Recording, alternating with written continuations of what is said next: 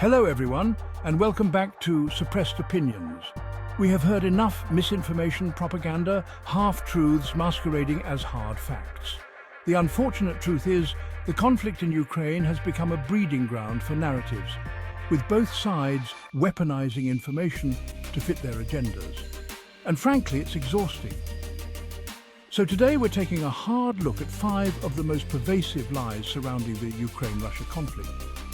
We're talking about the claims, so ingrained in the narrative, so often repeated, that they become almost impossible to disentangle from the actual reality of the situation. All right, let's address the elephant in the room, or rather, the bear in the breadbasket.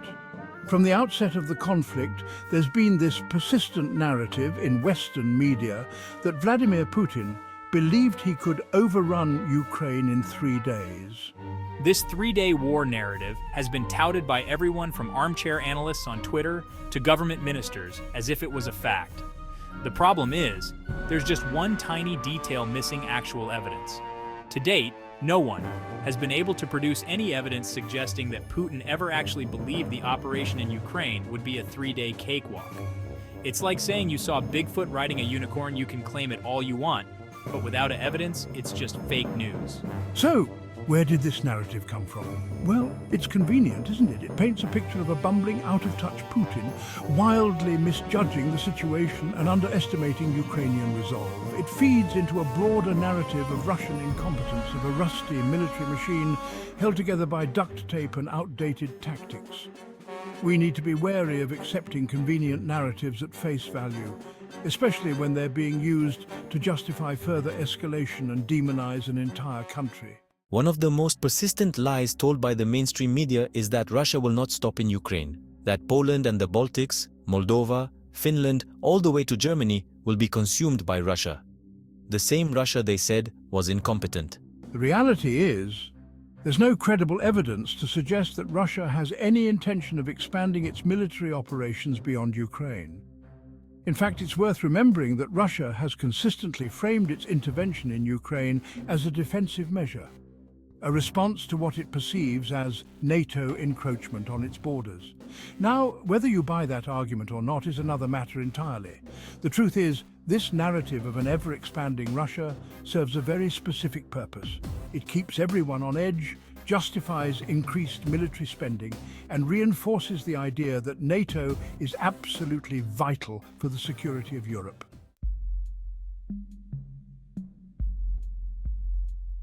Chapter 3. A full-scale invasion, defining the terms of engagement. Let's talk about language, shall we? Specifically the way we use words to shape narratives, to frame events in a way that suits a particular agenda.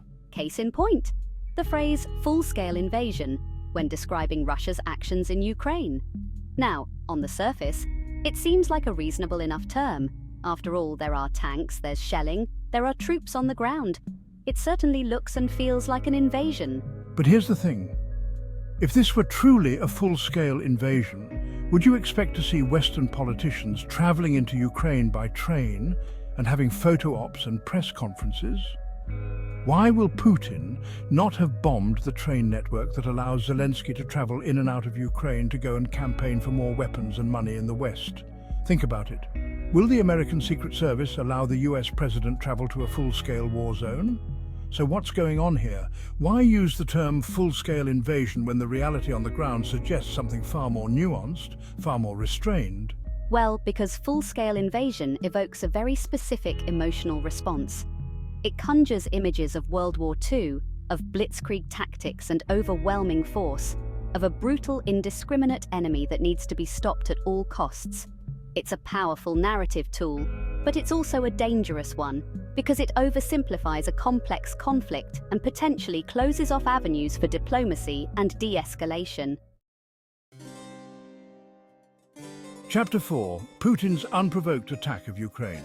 Unprovoked. It's become the go-to adjective when describing Russia's actions in Ukraine, a word so frequently uttered that it's practically lost all meaning. But here's the thing about history. It's messy, it's complicated, and it rarely fits neatly into our preferred narratives. To claim that Russia's intervention in Ukraine was unprovoked is to ignore decades of geopolitical maneuvering, of broken promises, of expanding alliances, and of a security situation in Eastern Europe that has been simmering for years. Let's rewind the clock a bit, shall we? Remember the fall of the Soviet Union? The West promised not to expand NATO eastward, a promise that was broken by the West. Remember the Minsk I and Minsk II agreements that the ex-leaders of Germany and France admitted was designed to deceive Russia and buy Ukraine time to arm itself to the teeth. Fast forward a couple of decades and we have NATO right on Russia's doorstep, with the US even dangling the possibility of membership to Georgia and Ukraine. Now imagine for a moment that the situation was reversed. Imagine if Mexico decided to join a military alliance with Russia. Imagine if Chinese warships were conducting exercises in the Gulf of Mexico. Do you think the US response would be, well, they can do what they like as sovereign nations? Of course not. The US would be apoplectic. They'd be moving heaven and earth to prevent such a scenario from ever happening.